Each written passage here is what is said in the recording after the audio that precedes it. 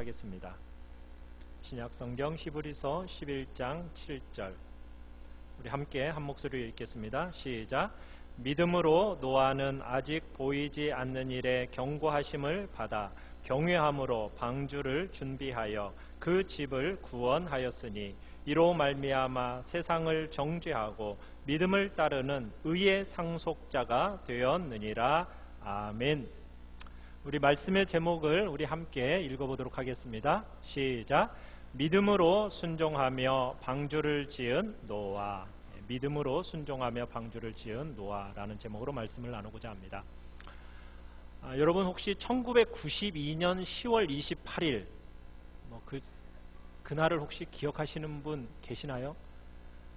1992년 10월 28일 하도 오래되어서 기억지 못하시는 분도 계시겠지만 저는 그날을 또렷하게 기억하고 있습니다. 왜냐하면 그날에 예수님이 재림하신다고 한 날이었거든요. 다미선교회라는 어떤 한 시한부 종말론자들이 세상에 종말이 온다 그러면서 한국 사회를 시끄럽게 떠들던 날이 그날입니다. 예수님께서 재림하셔서 역사는 끝이 나고 영원한 세상이 시작된다. 그러면서 참으로 한국 사회를 들끓게 만들었습니다. 그런데 어땠습니까? 세상은 끝이 났나요? 끝나지 않았습니다. 태양은 떴다가 졌고 그리고 1992년 10월 28일 그날은 여전히 밝았으며 여느 때와 똑같이 다름없이 지나갔습니다. 그리고 어느덧 오늘 우리는 몇 년 몇 월 며칠입니까? 2017년 7월 23일을 맞이하게 되었습니다. 오늘 이 시간을 보내고 있는 겁니다. 시한부 종말론자들은 주저하지 않고 세상의 종말에 대한 시간을 또다시 예고하기에 여념이 없었습니다. 한 사람이 지나가면 또 다른 사람이 나타나서 그 뒤를 이어서 종말의 시간을 예언하고 그들의 예언이 실현되지 않으면 부끄러운 듯이 자취를 감추었습니다. 그러다 보니까 어느덧 우리는 시한부 종말론자들로 인해서 예수님의 재림, 이 세상의 심판 이런 것에 대해서 무디어지게 되어버렸습니다. 시한부 종말론자들로 인해서 어떻게 보면 종말에 대해서 진지하게 받아들이지 않게 되어버린 것입니다. 이것이 어떻게 보면 도리어 무서운 현실입니다. 그러나 우리가 기억해야 할 것이 있습니다. 성경에서 말씀하고 있듯이 예수님의 재림과 최후의 심판은 반드시 있다라는 것입니다. 그것을 우리에게 보여주는 하나의 사건, 그 사건이 성경에 기록되어 있는데 그게 바로 노아 시대의 홍수 사건입니다. 노아의 홍수 사건, 여러분 이건 신화가 아닙니다. 그저 자연재해가 아닙니다. 노아의 홍수 사건은 죄에 대한 하나님의 경고요, 심판이요, 하나님의 죄에 대한 진노입니다. 하나님은 그것을 보여주고 계시는 살아있는 사건입니다. 그러니까 노아 시대의 이 홍수는 성경에서 사람의 죄와 악함에 대해서 하나님이 오래 참으셨고 그 오래 참으심을 더 이상 참으실 수 없어서 하나님은 그 죄를 심판하신 사건으로 우리에게 분명하게 보여주고 계십니다. 하나님은 물론 오래 참으시는 분입니다.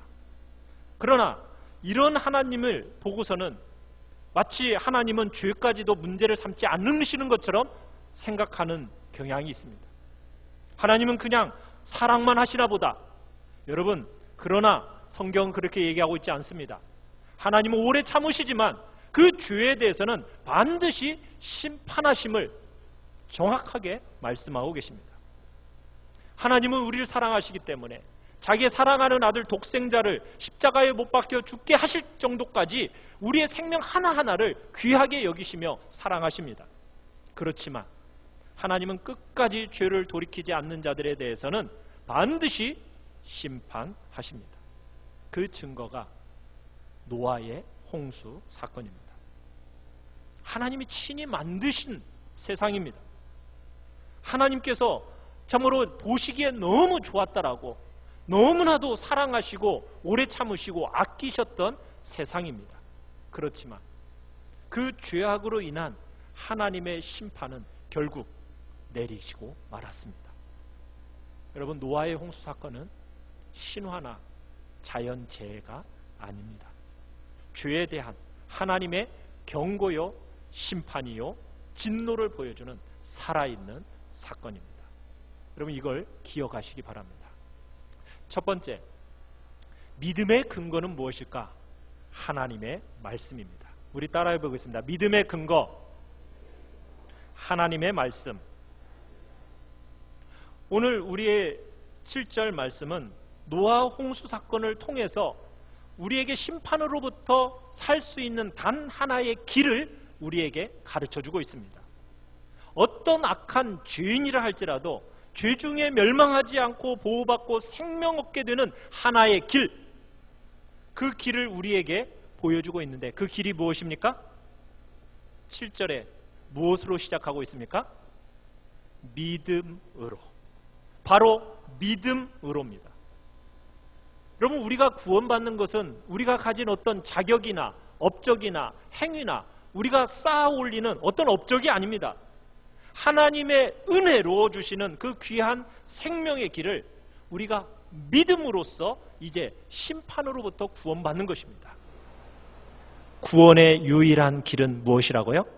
믿음입니다. 여러분, 이 믿음의 길은 구약시대로부터 시작해서 지금에 이르기까지 변함이 없습니다. 여러분, 믿음으로 구원받는다. 그 믿음의 내용이 무엇인지 노아는 우리에게 또한 보여주고 있습니다. 7절에 이렇게 계속 진행이 됩니다. 믿음으로 노아는 아직 보이지 않는 일에 경고하심을 받았다. 자, 보이지 않는 일에 대한 경고를 받았습니다. 그런데 그 경고에 대해서 노아는 어떻게 했습니까? 그대로 믿고 순종했습니다. 여러분, 보이지 않는 일이라는 게 과연 뭘까요? 무엇이 보이지 않는 걸까요? 우리 창세기로 넘어가도록 하겠습니다. 창세기 6장입니다. 구약성경 창세기 6장 5절에서 7절 말씀을 우리 함께 읽도록 하겠습니다. 창세기 6장 5절에서 7절 말씀, 우리 함께 같이 읽겠습니다. 시작. 여호와께서 사람의 죄악이 세상에 가득함과 그의 마음으로 생각하는 모든 계획이 항상 악할 뿐임을 보시고 땅 위에 사람 지으셨음을 한탄하사 마음에 근심하시고 이르시되 내가 창조한 사람을 내가 지면에서 쓸어버리되 사람으로부터 가축과 기는 것과 공중의 새까지 그리하리니 이는 내가 그것들을 지었음을 한탄함이니라 하시니라. 여러분, 노아의 시대는 유례없는 악한 시대였습니다. 역사상 유례없는 악한 시대였어요. 폭력이 가득하고 성적인 범죄가 도처에 난무한 시대. 하나님은 죄를 먹고 마시는 이 세상을 보시고 사람을 지으셨음을 어떻게 생각하셨다고요? 한탄하셨다, 이렇게 표현하고 있습니다. 그러니까 하나님께서 하늘에서 내려다보실 때 정말 그분의 마음이 고통으로 가득했다는 겁니다. 그리고 그 죄악에서부터 구원할 사람이 아무도 없습니다. 너무 늦어버렸습니다.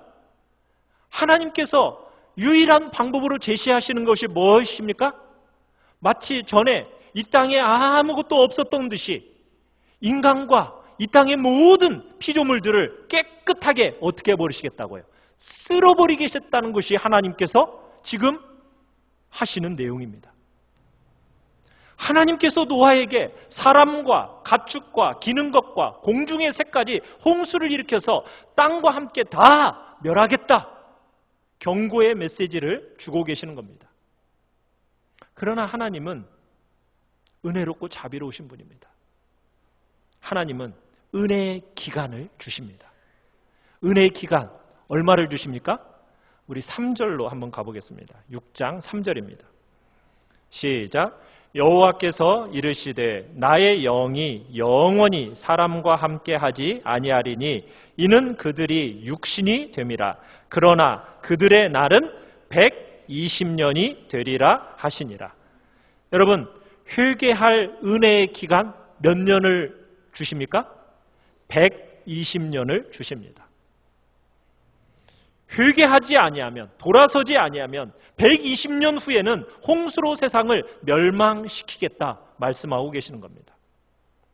여러분, 그런데 노아가 이 경고를 받았을 때만 하더라도 여러분, 심판이라는 것에 대해서는 상상도 할 수 없었던 시대입니다. 왜 그런지 아십니까? 우리가 지난번에 바로 앞에 5장을 여러분들이 살펴보시면은 이 당시 사람들은 주로 수명이 몇 년을 살았습니까? 900년 이상을 살았습니다. 900년 이상을. 여러분, 어린 나이로부터 시작해가지고 900년 이상의 사람들이 줄줄이 있다라고 한번 생각해 보십시오. 그러면은 이 사람들에게 죽는다는 말이 여러분 감이 오겠습니까? 여러분, 가슴에 와닿지 않는 거예요. 죽는다는 말이. 심판이라는 말이 가슴에 안 와닿는 겁니다. 그런데 지금 하나님께서 뭐라고 말씀하시는 겁니까? 모두를 죽이시겠다는 겁니다. 하나님이 하시는 이 경고, 여러분 받아들이기 어떻겠습니까? 쉽겠습니까? 어렵습니다. 그런데다가 더군다나 그 당시에는 홍수라는 것이 일어나 본 적이 없어요. 지금 시대야 뭐 이곳저곳에서 홍수가 일어나서 홍수라는 것이 이렇게도 일어나나 보다 라고 생각을 하지만 그 당시에는 홍수라는 것이 있어 본 적이 없었습니다. 얼마만큼 비가 와야 세상을 정말 멸할 정도일까? 얼마 정도의 비가 와야 될까? 이거 상상할 수 없는 그런 시대였습니다. 이것은 보이지 않는 것들에 대한 경고입니다. 자, 그런데 노아는 이 보이지 않는 것들에 대한 경고에 대해서 어땠다고요? 믿음으로 순종을 했습니다. 경험해 본 적이 없어요. 도무지 자기의 머리로 그림도 그려지지 않습니다. 예측도 되지 않아요. 그런데 하나님이 말씀하셨기 때문에 믿고 순종했던 겁니다. 하나님은 모두를 심판하실 거라고 말씀하셨지만 그런데 하나님께서 살린다고 얘기하십니다. 어떤 사람은? 방주에 들어가는 사람, 방주에 실리는 짐승은 살릴 것을 말씀하십니다. 구원의 약속을 주시는 거예요. 여러분, 하나님이 지으라고 하신 방주의 크기는 어느 정도입니까? 어마어마한 크기입니다. 우리 창세기 6장 14절, 15절 우리 두 절을 같이 한번 읽어봅시다. 창세기 6장 14절, 15절입니다. 자, 함께 같이 한번 읽어보겠습니다. 시작. 너는 고페르 나무로 너를 위하여 방주를 만들되 그 안에 칸들을 막고 역청을 그 안팎에 칠하라. 내가 만들 방주는 이러하니 그 길이는 300규빗, 너비는 50규빗, 높이는 30규빗이라.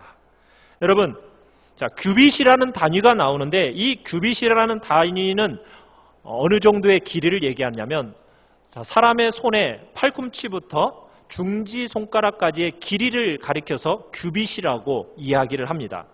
그러면은 우리 한국 사람의 길이는 좀 짧으니까 한 45cm 정도 됩니다. 그런데 이제 서양 사람들 같은 경우는 좀 몸집이 크기 때문에 약 한 50cm 정도, 그 정도로 보는 겁니다. 그러면 하나님이 지으라고 명하신 방주의 길이는 어느 정도냐? 300규빗인데 오늘날로 치면 약 135m 정도입니다. 폭은 23m, 높이는 약 14m 정도의 엄청난 크기의 배입니다. 그것을 한번 농구장으로 한번 딱 표현해 본다면 농구장 20개를 즉 10개씩 두열로 이렇게 배열한 규모가 되는 겁니다. 총 적재량은 약 43,000톤에 달합니다. 어마어마한 크기의 방주인 겁니다. 여러분, 그런데 이 당시 노아 시대 때 여러분, 나무를 자름에 있어서 요즘처럼 전기톱이 있었나요? 전기톱이 발명되기 전의 이야기입니다. 그런데 배를 짓기 위해서는 엄청난 양의 나무를 베어야 하거든요. 거기다가 구해온 나무들 다 깎고 다듬어서 배를 만들어야 됩니다. 벙 건물 만들어서야 되겠습니까? 그 안에 내부 시설도 축사도 만들어야 되고 여물통도 만들어야 되고 또 1년 동안 먹고 마실 수 있는 것을 저장할 내부 시설들 이런 것들도 다 만들어야 돼요. 또 1년 동안 견디기 위해서는 방수시설도 잘해야 되지 않습니까? 그러니까 역청이라는 곳으로 다 방수하라고 하나님은 말씀하고 있습니다. 여러분, 노아가 살던 시대는 지금 시대와는 다릅니다. 지금 의뢰 목수들이 사용하고 있는 그런 도구들이 발명하기 되기 전이에요. 지금이야 무거운 것들은 크레인이라는 것으로 딱 들어가지고 쉽게 올릴 수 있지만 이 당시에는 크레인이라는 것도 없었습니다. 자, 그런데다가 방주를 지으라고 배를 지으라고 하신 장소가 어디입니까? 바닷가입니까? 물가인가요? 아니에요. 노아가 살고 있는 내륙지방입니다. 산 중턱에다가 우리 교회처럼 산 중턱에다 지으래요. 하나님의 명령에 따라 이것을 짓는데 몇 년을 짓습니까? 120년을 짓는 겁니다. 여러분 1, 2년이 아니에요. 1, 20년이 아닙니다. 120년이라는 세월 동안 이 어마어마한 배를 지어야 하는 거예요. 여러분 이 당시에 등장한 가장 심한 미치광이 그러면 누구를 꼽았겠습니까? 노아였을 거지 않겠습니까? 여러분 정신이 제대로 된 사람이라면 여러분 이 노아를 가리켜서 뭐라고 얘기하겠습니까? 엄청난 홍수가 밀려올 거다. 홍수라는 것이 뭔지도 알지 못하는 사람들에게 홍수가 밀려올 거라고. 땅 위의 모든 사람들을 쓸어버릴 거라고. 여러분 이거 믿을 수 있겠습니까? 여러분 같으면 여러분 시대에 그거 믿을 수 있겠습니까? 올바른 정신을 가진 사례라면 여러분 바닷가도 아닌 멀리 바다로부터 떨어진 산 중턱에다가 그것도 길이 135m짜리 3층으로 된 데 짓는데 여러분 그거 정상입니까? 미친 짓 아닙니까? 아무리 봐도 미쳤다라고 밖에 할 수가 없잖아요. 늙은 미치광이의 말 여러분 믿을 사람이 누가 있습니까? 바보밖에는 안 믿겠죠. 여러분 그런데 이 늙은 미치광이 노아를 가리켜서 성경은 이야기를 하고 있습니다. 믿음으로 위대한 믿음의 사람으로 성경은 간주하고 있습니다. 어떻게 보면 성경에 언급되고 있는 여러 명의 어리석은 바보 중에 하나 그 사람이 바로 노아였던 겁니다. 사랑하는 성도 여러분 믿음으로라는 말의 제일 중요한 핵심이 무엇일까요? 믿음으로? 이 믿음으로라는 말은 내가 받아들일 만한가? 내가 이해할 만한가? 내가 경험하고 납득할 만한 세계 안에서 있는 말씀인가? 여러분 이런 게 아닙니다. 믿음으로라는 말은 환경과 여건이 주님의 말씀하시는 대로 될 것 같은가? 여러분 이것하고는 전혀 관련이 없습니다. 그건 믿음의 전제가 아닙니다. 믿음은 무엇입니까? 오직 하나님이 말씀하셨다. 하나님이 말씀하셨다. 이것 빼고는 노아가 믿고 받아들일 수 있는 근거가 아무것도 없습니다. 여러분 믿음의 근거는 무엇이라고요? 다른 게 아니라 하나님의 말씀입니다. 여러분 노아는 하나님이 말씀하셨기 때문에 말씀하신 대로 믿은 거예요. 여러분 기독교의 신앙의 핵심은 다른 게 아닙니다. 기독교 신앙의 핵심은 내 상식, 내 경험 이거 안에 범주 안에서만 말하는 것을 얘기하는 게 아닙니다. 하나님은 내가 사회 보편적으로 동의할 만한 내용만 내가 받아들이기를 원하지 않으십니다. 믿음으로라는 말은 하나님이 말씀하신 그대로를 그대로 받아들이는 겁니다. 그대로 믿는 겁니다. 사랑하는 성도 여러분, 여러분의 신앙의 연수가 더해지면 더해질수록 여러분의 신앙은 어떻던가요? 여러분의 경험으로 판단하는 수준으로 혹시 그렇게 살고 있지는 않으십니까? 여러분 그렇다면 그건 믿음이 아닙니다.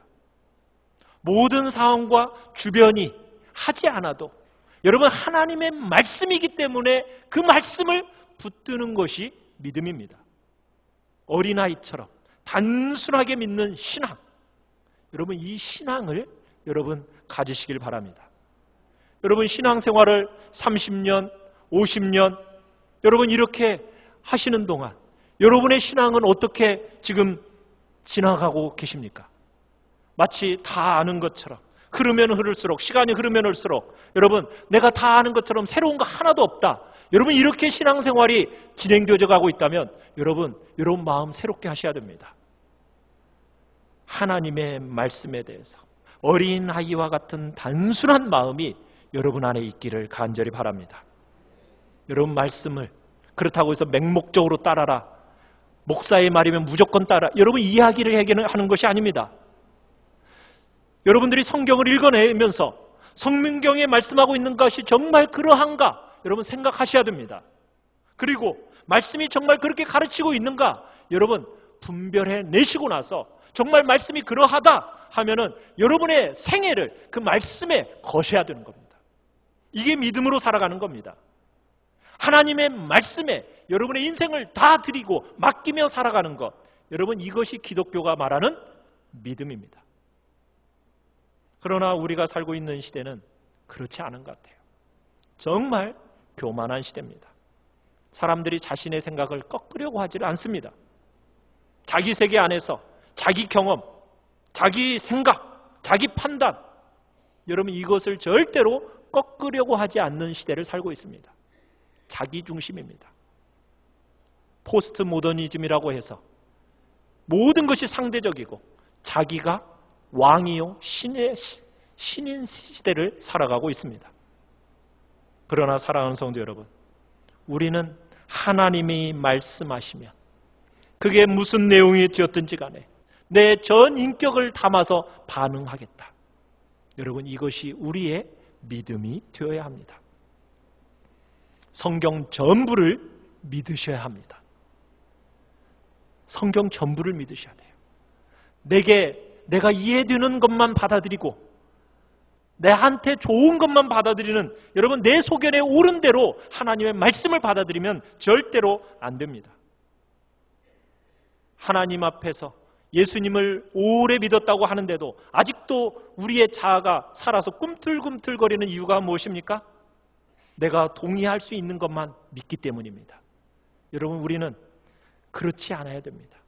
하나님이 말씀하셨으면 말씀하신 그대로를 여러분 받아들이고 믿으셔야 됩니다. 말씀의 전부를 믿으셔야 합니다. 두 번째는 믿음의 태도, 경외함입니다. 따라해 보겠습니다. 믿음의 태도, 경외함. 여러분 믿음의 근거는 어디에 둔다고요? 하나님의 말씀에 둡니다. 자, 그러면은 여러분의 믿음이 얼마나 진지한가는 말씀에 응답하는 태도에 달려 있습니다. 오늘 노아는 믿음으로 아직 보지 못한 일에 경고하심을 받아서 어떻게 방주를 준비했다고 얘기하고 있습니까? 경외함으로 방주를 준비했다고 얘기하고 있습니다.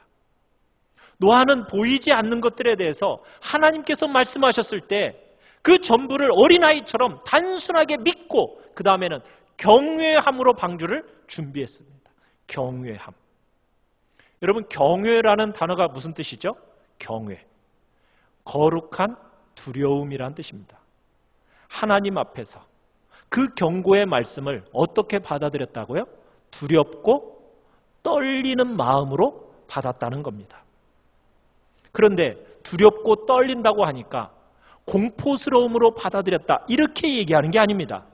심판에 대한 이야기를 들었을 때 심판의 공포의 마음으로 받아들여서 어쩔 수 없이 방주를 지었다 이런 게 경외가 아닙니다. 경외라는 속에는 하나님의 사랑이 포함되어 있습니다. 하나님의 신실하심, 하나님의 선하심이 함께 포함되어 있는 단어가 경외입니다. 그러니까 하나님이 심판에 대해서 홍수에 대해서 방주를 지으라고 말씀하셨을 때 그 말씀을 그저 내가 불이익을 당하지 않을까 봐 두려워서 순종한다 이게 아니라 하나님 앞에 정말 깊이 사랑하는 마음에서 나오는 경외함으로 지금 순종하고 있다는 겁니다.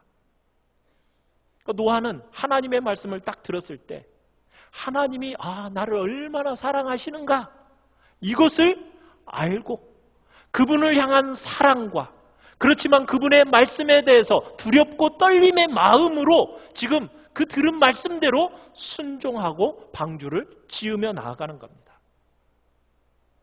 도무지 어떤 가능성도 없습니다. 흔적도 보이지 않습니다. 120년이라는 시간, 오직 뭐 하나 붙들고요? 하나님의 말씀 하나 붙들고 경외하는 마음으로 방주를 짓는 겁니다. 이 시대를 살아가는 우리에게 가장 중요한 믿음의 표, 바로 경건한 두려움입니다. 사랑하는 성도 여러분, 여러분에게는 경건한 두려움이 있으십니까? 하나님 앞에서, 하나님의 말씀 앞에서 두렵고 떨림으로 정말 그분을 대하고 여러분 하나님의 말씀을 받는 그 마음이 여러분 안에 있으십니까? 이 시대는 그 경건한 두려움들이 사라진 시대입니다. 노아는 정말 하나님의 경고의 말씀을 듣고 정말 경건한 두려움으로 말씀에 순종하며 나아갔습니다. 여러분, 이 시대 속에서 하나님도 우리에게 동일하게 경고하고 계십니다. 어떻게 경고하고 계십니까? 우리 오늘 주보에 요약 말씀 같이 한번 펴보도록 하겠습니다. 2번 보시면은 믿음의 태도, 거기에 굵은 글씨로 베드로후서 3장 10절로 13절입니다. 우리 같이 한번 읽어보도록 하겠습니다. 시작. 그러나 주의 날이 도둑같이 오리니 그 날에는 하늘이 큰 소리로 떠나가고 물질이 뜨거운 불에 풀어지고 땅과 그 중에 있는 모든 일이 드러나리로다. 이 모든 것이 이렇게 풀어지리니 너희가 어떠한 사람이 되어야 마땅하냐? 거룩한 행실과 경건함으로 하나님의 날이 임하기를 바라보고 간절히 사모하라. 그날에 하늘이 불에 타서 풀어지고 물질이 뜨거운 불에 녹아지려니와 우리는 그의 약속대로 의가 있는 곳인 새하늘과 새 땅을 바라보도다. 아멘. 여러분, 하나님은 우리에게 경고하고 계십니다. 노아 시대 때는 뭘로써 심판하신다고 경고하셨습니까? 물로써 심판한다고 경고하셨습니다. 그러면 우리에게는 뭘로써 심판할 날이 온다고 경고하고 계십니까? 불로써 심판할 날이 온다고 경고하고 계십니다. 이 땅은 절대로 오랫동안 살 사람처럼 살 땅이 아니다. 여러분, 노아 시대에 살았던 세상 사람들처럼 이 시대는 정말 불로 태워질 세상이라는 거 여러분은 믿으십니까?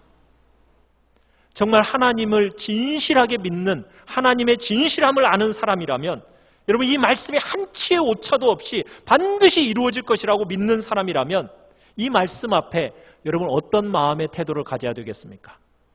경건한 두려움이 있어야 됩니다. 이것이 성도의 마음의 태도가 되어야 됩니다. 여러분, 구원에 대한 분명한 확신을 가지는 건 중요합니다.